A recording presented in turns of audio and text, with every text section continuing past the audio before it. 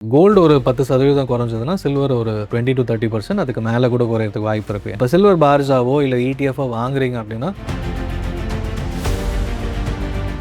ETF by பண்ணுறதை stop பண்ணாங்க எல்லா மியூச்சுவல் ஃபண்ட் கம்பெனிஸ். ஏன் இவ்வளோ குயிக்காக ராலி ஆச்சு அப்படின்னு பார்த்தீங்கன்னா, சைனாவில் வந்து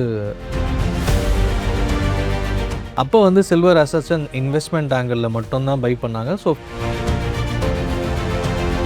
இடிஎஃப் வாங்கினா அதுக்கு ஈக்குவலாக ஃபிசிக்கலாகவும் ஹோல்ட் பண்ணும். பட் கோல்டு வந்து அந்தளவுக்கு விழாது. அதனால தான் அது அந்த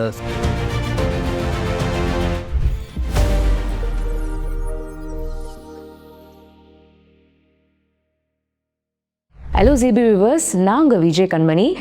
தங்கத்தில் தான் எல்லாமே முதலீட்டு பண்ணிட்டு இருந்தாங்க. ஆனால் சில்வர் வந்து இவ்வளோ ஹை ஆகுதுன்னு சொல்லிட்டு எல்லாருமே வந்து பார்த்திங்கன்னா ரீல்ஸில் இருந்து எல்லாருமே ட்ரெண்டில் போயிட்டு இருந்துச்சுன்னு சொல்லலாம். ஆனால் அந்த சில்வர் நம்ம நினச்சே பார்க்க முடியாத அளவுக்கு டக்குன்னு ட்ராப் ஆகிடுச்சு. இந்த சரிவுக்கு என்னதான் காரணம், ஒரு வேளை ட்ரெண்டு மாறிடுச்சான்னு இன்வெஸ்டர்ஸ்க்கு பல கன்ஃபியூஷன் இருக்குது. அண்ட் அது மட்டும் இல்லாமல் இப்போ இந்த சரிவை யூட்டிலைஸ் பண்ணி நம்ம வந்து சில்வர் இடிஎஃப்ல முதலீடு பண்ணலாமா இல்லை சில்வர் ஃபிசிக்கலாக வாங்கலாமான்னு நிறைய கன்ஃபியூஷன்ஸ் இருக்கும், கரெக்டாக? ஸோ அந்த கன்ஃபியூஷனுக்குலாம் பதிலளிக்கும் விதமாக தான் இன்றைக்கி நம்ம கூட ஒரு ஸ்பெஷல் கெஸ்ட் இணைஞ்சிருக்காங்க. So let's welcome financial expert Ganesan Thiru அவர்கள். வணக்கம் சார். வணக்கம். எப்படி இருக்கீங்க சார்? நல்லா இருக்கேன் சார். நான் இன்ட்ரோலேயே சொன்ன மாதிரி சில்வர் வந்து நிறைய பேர் வாங்காமல் இருந்தாங்க. ஆனால் இன்னும் இவ்வளோ ஹை ஆகுதுன்னு சொல்லிட்டு அதில் வந்து இன்வெஸ்ட் பண்ண ஆரம்பிச்சிட்டாங்க. திடீர்னு வந்து இந்த சரிவு வந்துச்சுல சார், அதுக்கு என்ன காரணமாக இருக்குது சார்? யூஸ்வலாக ஸ்டாக் மார்க்கெட்டில் இருக்கவங்களுக்கு இது புரியும். ஏறிட்டே இருக்கும், அப்புறமா ஒரு கட்டத்தில் ப்ராஃபிட் புக்கிங் இருக்கும். ஸோ ஒரு லிமிட் தான் எல்லாமே. அந்த ஒரு வேல்யூவேஷன்ஸ் வைஸ்னு பார்க்கும்போது ஒரு 50 ரூபா போகணுன்னா ஒரு 100 ரூபா வரைக்கும் போகலாம். அதுக்கு மேலே போச்சுன்னா வந்து எப்போ விழும்னு தெரியாதுன்னு எல்லாருமே ஒரு காஷன் கொடுப்பாங்க. ஸ்டாக்கில் பொறுத்த வரைக்கும் ஒரு பர்டிகுலர் கம்பெனி எடுத்து பார்த்தோன்னா அது மெட்டல்ஸ்க்கும் பொருந்தும், கண்டிப்பாக கோல்டு அண்ட் சில்வருக்கும் பொருந்தும். கோல்டு அண்ட் சில்வர் வந்து இயர் அண்ட் டார்கெட்டை வந்து ஜனவரி மாதத்துலேயே அது ரீச் ஆகிடுச்சு. அதாவது 2026 இயர் அண்டுக்குள்ளே ஒரு $100 வரைக்கும் சொல்லியிருந்தாங்க. பட் ஆனால் அதை தாண்டி ஒரு $130 வரைக்கும் போனது எல்லாருமே ரிஸ்க்குன்னு தான் ஃபீல் பண்ணாங்க. ஆனால் ஏறிட்டே இருக்கிறத பார்த்தோன்னே ஃபோமோன்னு சொல்லுவாங்க, ஃபியர் ஆஃப் மிஸ்ஸிங் அவுட். நான் இதை மிஸ் பண்ணிடுறேன் அப்படின்ற ஒரு இதில் எல்லாருமே கடன் வாங்கி இல்லை நானும் இதில் பார்ட்டிசிபேட் பண்ணோன்னு போய் பணத்தை போட்டது தான் ஒரு மிகப்பெரிய ப்ராப்ளம் ஆயிடுச்சுன்னு சொல்லலாம். பட் அகெயின் அது வந்து ஒரு ப்ராஃபிட் புக்கிங் உடனே நடக்கவே அது சடன்னு இறங்குச்சு. பட் லாங் டேர்ம் நீங்கள் ஒரு 3 to 5 years இது ஒரு அசட்டாக வச்சுருந்தீங்கன்னா கண்டிப்பாக இதுவும் கடந்து போகும், இதுக்கு மேலேயும் போகும் கண்டிப்பாக. ஸோ அடுத்த ஒரு மாதம் 2 மாதத்தில் நான் போட்ட $400 வாங்கினவங்க கிராமுக்கு சொல்கிறேன், அது ரீச் ஆகலை அப்படின்னா பயப்பட தேவையில்லை. எப்படி ஒரு தங்கத்தை லாங் டேர்ம் வச்சுருக்கோமோ அந்த மாதிரி யோசிச்சிங்கன்னா கண்டிப்பாக, ஏன்னா 60-70 ரூபா வாங்கினவங்க கிட்டத்தட்ட 400 ரூபா வரைக்கும் வெயிட் பண்ணியிருப்பாங்க, இல்லைனா ஒரு 250-300 விற்றுருப்பாங்க. ஸோ அந்த மாதிரி நீங்கள் இப்போ வாங்குறீங்கன்னா அடுத்த ஒரு 10 வருஷம் 5 to 10 years உங்கள் பசங்க ஃப்யூச்சருக்கு அப்படின்னு நீங்கள் எடுத்து வைக்கலாம். அந்த மாதிரி யோசிக்கிறீங்கன்னா பயப்படாமல் இருக்கலாம். Okay sir. சார் நீங்கள் சொன்ன மாதிரி இப்போ தங்கத்தில் தான் நிறைய வந்து முதலீடு பண்ணுவாங்க. சில்வர் வந்து இப்போ தான் வந்து பேசும் பொருளாக ஆயிடுச்சு சார். ஸோ அதனால் என்ன பயப்படுறாங்கன்னா இந்த ட்ரெண்டு போயிடுமோ, ஒரு வேளை கோல்டு தான் எப்போவுமே நம்மளுக்கு ஃபஸ்ட்டில் இருக்குமோ அப்படின்ற ஒரு பயம் இருக்குது. ஸோ அதுக்கே எப்படி சார் நீங்கள் சொல்லுங்கள்? பட் வாலட்டாலிட்டி அதிகமாக இருக்கும்ன்றதையும் நம்ம எல்லாருமே சொல்லிட்டு இருந்தாங்க. யாரெல்லாம் ப்ராப்பராக ஃபினான்ஷியல் எக்ஸ்பர்ட்ஸ் அண்ட் அட்வைசர்ஸ் எல்லாருமே பார்த்தீங்கன்னா, கோல்டு ஒரு 10% குறைஞ்சதுன்னா சில்வர் ஒரு 20-30% அதுக்கு மேலே கூட குறையறதுக்கு வாய்ப்பு இருக்குது. ஏன்னா ரியாக்ஷன் வந்து இமீடியட்டாக அதிகமாக இருக்கும். ஸோ ப்ராஃபிட் புக்கிங் கோல்டில் நடந்துச்சுன்னா அதோட 2 to 3 times இங்கே இருக்கும்ன்றது நம்ம ஜனவரி ஸ்டார்டிங்லேருந்தே நிறைய பேர் சொன்னாங்க. இப்போ என்ட்ரு ஆகாதீங்கன்னு சொன்னோம். ஃபிசிக்கல் மார்க்கெட்டில் இருக்கவங்களும் எனக்கு தெரிஞ்ச ஃப்ரெண்ட்ஸ் எல்லாருமே வாங்காதீங்க, இல்லை கம்மியாக வாங்கிக்கோங்க, இது ரொம்ப அதிகம் அப்படின்னு அவாய்ட் பண்ணால். பட் ஆனால் மக்கள் வந்து நீ கொடுக்காட்டி பக்கத்தில் வாங்கிக்கிறேன் அப்படின்னு ஃபிசிக்கல்லையும் சரி, இது இல்லாட்டி இடிஎஃப்ல வாங்குறேன் அப்படின்னு சொல்லிட்டு பை எனி மீன்ஸ் நான் வந்து இந்த ரேலியை மிஸ் பண்ணக்கூடாது, இது அப்படியே போயிட்டே இருக்கும் அப்படின்ற மாதிரி போனாங்க. பட் சில்வர் டிமாண்ட் ஒரே நாளில் போயிடுச்சா அப்படின்னா அது அந்த டிமாண்ட் இருக்க தான் செய்யுது. பட் ஆனால் ஒரு லெவலுக்கு மேலே போகும்போது ப்ராஃபிட் புக்கிங்கில் இன்ஸ்டியூஷனல் இன்வெஸ்டர்ஸ்லாம் இருப்பாங்க, அவங்களாம் லோ லெவலில் வாங்கியிருப்பாங்க, அவங்க விற்கிறதுக்கு ரெடியாக இருந்தாங்க, அவங்க ரொம்ப பீக்கில் போனோன்னே விற்றுட்டாங்க. அது எல்லோரும் 500 போகும் 600 போகும்ன்றது ஷார்ட் டேர்மில் ஒரு ஸ்டீப் ராலி இருந்தாலே எந்த இன்வெஸ்ட்மெண்ட் ஸ்டாக்காக இருந்தாலும் சரி, கோல்டாக இருந்தாலும் சில்வராக இருந்தாலும் காஷியஸாக இருக்கணும் இன்வெஸ்டர்ஸ். அதுதான் இப்போ நடந்திருக்கு, வேறு எதுவும். மற்றபடி இண்டஸ்ட்ரியல் டிமாண்ட் இருக்குது, இது 80s நடந்த மாதிரி இல்லை அதுக்கு முன்னாடி 1930s நடந்த மாதிரின்னு நம்ம கம்பேர் பண்ணோன்னா அப்போ வந்து சில்வர் அசட்ஸ் அண்ட் இன்வெஸ்ட்மெண்ட் ஆங்கிளில் மட்டும்தான் பை பண்ணாங்க. ஸோ ஃபால் ஆச்சு. பட் இப்போ வந்து இண்டஸ்ட்ரியல் டிமாண்டும் இருக்கிறதுனால ஒரு லெவலில் போய் நிற்கும். ஸோ அது கன்சாலிடேட் ஆகி நிற்கிற வரைக்கும் வெயிட் பண்ணுங்கள். கண்டிப்பாக பார்ட்டிசிபேட் பண்ணணும்னா எவ்ரி ட்ராப் வரும்போது மட்டும் நீங்கள் அக்யூமுலேட் பண்ணலாம். கொஞ்சம் கொஞ்சமாக நீங்கள் லாங் டேர்முக்குன்னு அக்யூமுலேட் பண்ணலாம். சார் இப்போ வந்து காமன் பர்சனுக்கு இருக்கிற ஒரு மென்டாலிட்டி எப்படி இருக்குன்னா, ஓகேப்பா சில்வர் வந்து அதிகமாகிட்டு இருக்கப்ப என்னால் வாங்க முடியல, பட் இப்போ கம்மியாயிடுச்சுல நான் வந்து இன்வெஸ்ட் பண்ணுறேன் அப்படின்னு வந்து போய் வந்து இன்வெஸ்ட் பண்ணுவாங்க. அது வந்து ஒரு கரெக்டான ஒரு டிசிஷனா? இது வந்து இங்கே கன்சாலிடேட் ஆகுமா இல்லை இன்னும் கீழே விழுமான்னு யாருக்கும் தெரியல. அண்ட் வேல்யூவேஷன்ஸ் இன்னும் அதிகமாக இருக்குது. நம்ம 250 வரைக்கும் குறைஞ்சது, மறுபடியும் 300 டச் ஆகிடுச்சு லாஸ்ட் ஒரு கப்புள் ஆஃப் டேஸில். ஸோ இங்கேருந்து ஏறுமானா இந்த இடத்துல கன்சாலிடேஷன் ரேஞ்ச் பவுண்டாக தான் இருக்கும். ஏன்னா இங்கே வந்து ஒரு ட்ரிகர் கிடைக்குமா அப்படின்றது, ஸ்டாக்காக இருந்தால் ஏர்னிங்ஸ் அப்கிரேட் அதெல்லாம் வரும், பட் டிமாண்ட் இன்க்ரீஸ் ஆகும். ஏன் இவ்வளோ குயிக்காக ராலி ஆச்சு அப்படின்னு பார்த்தீங்கன்னா, சைனா தான் maximum major exporters of silver. So ஜனவரி 1 அவங்க அதையும் வந்து கண்ட்ரோல் பண்ண ஆரம்பித்தாங்க. ஸோ அப்போ வந்து டிமாண்ட் இன்னும் ட்ரைவ் ஆக ஆரம்பிச்சது, ப்ரைஸ் வந்து இன்னும் அதிகமாச்சு. அண்ட் பேனிக் பையிங், ஃபோமோ அதிகமானதுனால ரீட்டைல் இன்வெஸ்டர்ஸும் அதிகமாக பை பண்ண ஆரம்பித்தாங்க. ETF பை பண்ணலான்றது இருக்கிறதுனால நிறைய பேர் ஃபிசிக்கலாக வாங்காமல் ETF இன்ஸ்டிடியூஷனல் இன்வெஸ்டர்ஸ் பை பண்ணும்போது ப்ரீமியம் அதிகமாச்சு. ஸோ நம்ம ஃபிசிக்கலாக 250 ருபீஸ் இருந்தாலும் 10 to 20% அதிகமாகவே ப்ரீமியம் வந்து ETFல இருந்தது. அது வந்து குறைய ஆரம்பிச்சது. ஸோ திடீர்னு வந்து ப்ரீமியம் ரொம்ப அதிகமாக இருக்கும்போது, இப்போ ஒரு 2-3 மந்த்ஸ் முன்னாடி தீபாவளி டைம்லலாம் ETF பை பண்ணுறதை ஸ்டாப் பண்ணாங்க எல்லா மியூச்சுவல் ஃபண்ட் கம்பெனிஸ். பட் இப்போ வந்து ரேலி ஆகிட்டே இருந்தது. ETF வாங்கினா அதுக்கு ஈக்குவலாக ஃபிசிக்கலாகவும் ஹோல்ட் பண்ணும் அந்த கம்பெனிஸ்லாம். ஸோ அந்த டிமாண்டும் இருக்குது. ஸோ ஒரு கட்டத்துக்கு மேலே ஃபிசிக்கல் சில்வருக்கும் ETF உள்ள ப்ரீமியம் வந்து மேட்ச் ஆகி தான் ஆகணும். அதுவும் வந்துச்சு. ப்ராஃபிட் புக்கிங் எல்லாம் நடந்ததுனால தான் ஐ திங்க் ஜனவரி எண்டில் பயங்கர ட்ராப் ஆச்சு.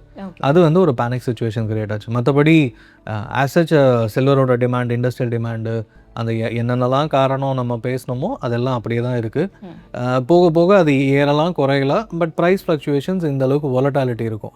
ஸோ இப்போது சில்வரை பற்றி யாரெல்லாம் அட்வைசர் சொன்னமோ யாருமே நம்பலை. நான் சொல்கிறது ரீட்டைல் இன்வெஸ்டர்ஸ், நீங்கள் என்ன சொன்னாலும் அது ஏறிட்டே இருக்குது அப்படின்ற பாயிண்ட்.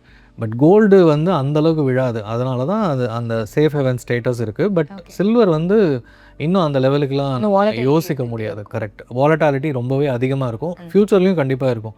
ஸோ அதனால் கோல்டில் ஒரு போர்ஷன் போடுறீங்கன்னா அதில் மேபி ஒரு 10-20% மட்டும் சில்வர் அலோகேஷன் வச்சுக்கிறது நல்லது as an investment. Okay sir.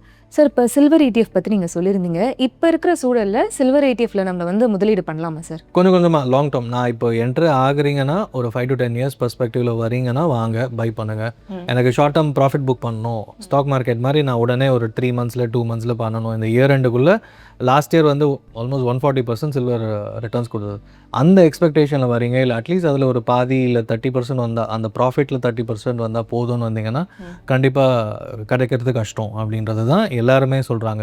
So நீங்கள் ஆஸ் அன் இன்வெஸ்டர், நம்ம ட்ரெடிஷ்னலாக சில்வரும் வாங்கி கொடுப்போம் மேரேஜ் டைம்ஸில் இல்லை ஃப்யூச்சருக்கு பசங்களுக்கு.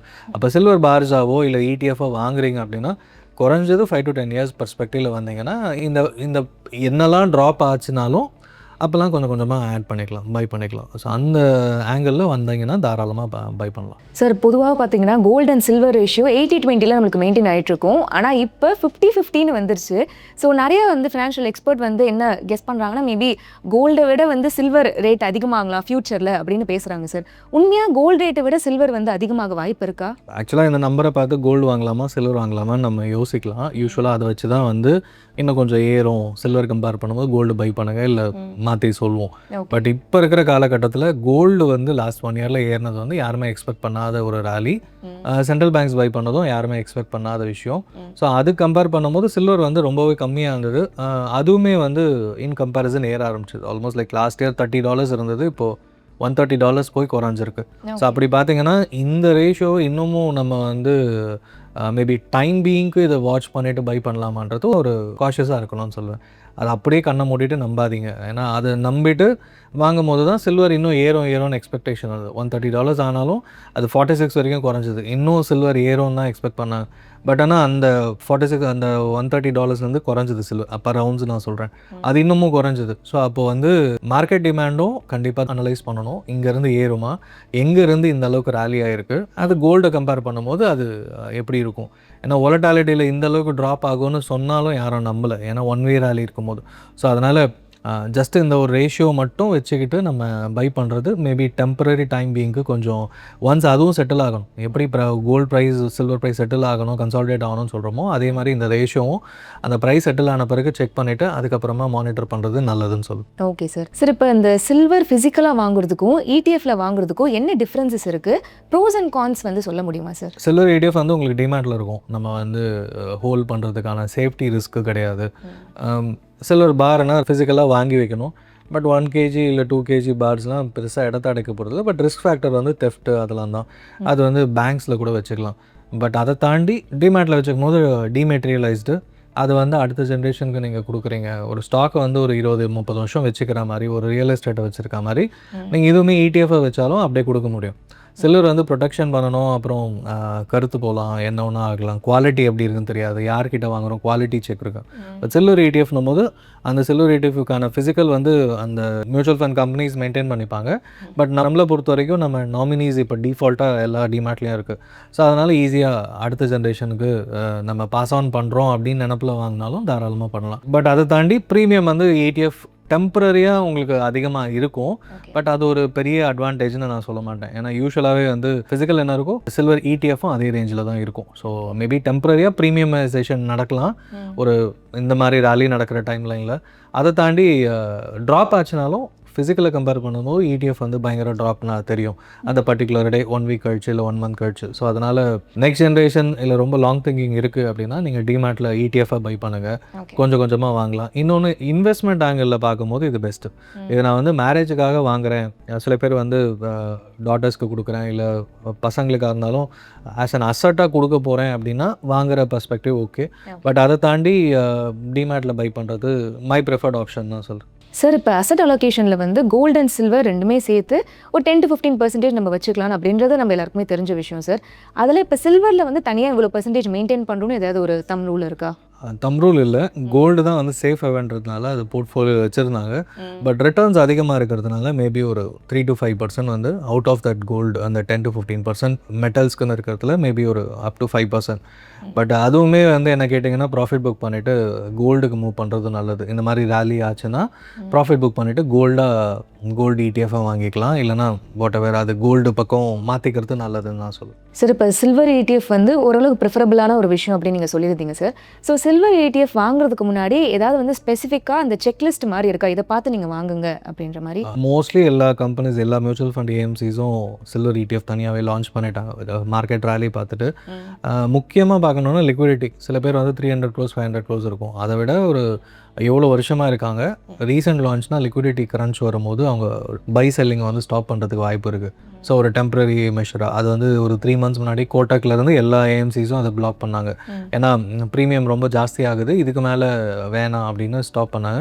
பட் வித்தின் அ வீக் வந்து அந்த ப்ரீமியம் ட்ராப் ஆனதுனோடனே அதை மறுபடியும் ரெஸ்யூம் பண்ணிட்டாங்க. ஸோ இந்த மாதிரி ப்ராப்ளம்ஸ் வரலாம். பட் நீங்கள் லிக்விடிட்டி ஃபேக்டர் எவ்வளோ வருஷமாக இருக்காங்க, ஆஸ் வெல் அஸ் வந்து எவ்வளோ AUM வச்சுருக்காங்க சில்வர் ETFல பார்த்துட்டு அந்த மாதிரி பார்த்துட்டு நீங்கள் பை பண்ணலாம். மற்றபடி ஆல்மோஸ்ட் எந்த ETF எந்த AMCயில் வாங்கினாலும் சில்வர் ஏறுச்சுன்னா அது ஏறும், அதனால் கவலைப்படாமல் வாங்கலாம். Okay sir, thank you for this conversation. கண்டிப்பாக இதில் வந்து கோல்டு விசஸ் சில்வர் பற்றியோ அதே மாதிரி சில்வர் ETFல என்னென்ன பெனிஃபிட்ஸ் இருக்குது என்னெல்லாம் பார்த்துக்கணும்னு சொல்லிட்டு ரொம்ப கிளியராக சொல்லியிருந்தீங்க. ஏன்னா அடுத்த வீடியோவில் வந்து gold ETF versus silver ETF பற்றி நம்ம பார்க்க போகிறோம். இதே மாதிரி மேலும் யூஸ்ஃபுல்லான வீடியோஸ் தெரிஞ்சுக்க மறக்காமல் ஜிபி யூடியூப் சேனலை சப்ஸ்கிரைப் பண்ணி பக்கத்தில் இருக்க பெல் ஐக்கானை கிளிக் பண்ண மறக்காதீங்க.